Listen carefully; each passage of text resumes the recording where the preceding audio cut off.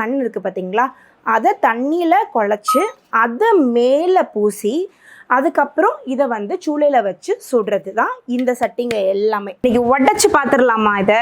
அதுலேயும் வந்து பார்த்தீங்கன்னா நம்மளுடைய ஸ்பெஷாலிட்டி வந்து இந்த பருப்பு கடையிற பருப்பு சட்டி. வெங்காயம் தக்காளி போட்டு வதக்கும் போது தக்காளிலாம் வந்து பார்த்தீங்கன்னா சும்மா அப்படி மசிஞ்சு அப்படி தோல் தனியாக பிரிஞ்சு வந்துடும். அந்த அளவுக்கு இது கம்ஃபர்டபுளாக இருக்கும். எல்லா விதமான குழம்பும் இதை நம்ம வச்சுக்க முடியும். உடச்சி சுக்குநூறாக போச்சு.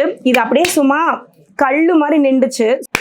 இந்த சவுண்ட் இருக்குது பார்த்தீங்களா, கீரை கடையிற சட்டி மட்டும் வந்து பார்த்தீங்கன்னா இப்போ ஸ்பெஷல் ஆஃபர் போட்டிருக்கோம். இன்னும் முன்னாடி வந்து என்ன பண்ணுவாங்கன்னா, இந்த கீரை கடையிற பருப்பு சட்டிக்கு வந்து உள்ளுக்குள்ளே கல் பதிச்சு கொடுப்பாங்க.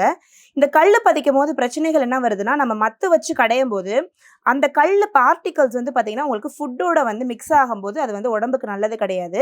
ஸோ நாங்கள் என்ன பண்ணியிருக்கோம், இதை எப்படி டிசைன் பண்ணியிருக்கோம்னா, இது என்ன கருப்பாக இருக்குது, இது வேறு களிமண், இது வேறு களிமண்ணான்னு கேட்பாங்க. இன்னைக்கு உடச்சி பார்த்துடலாமா இதை? ஸோ பாருங்கள்,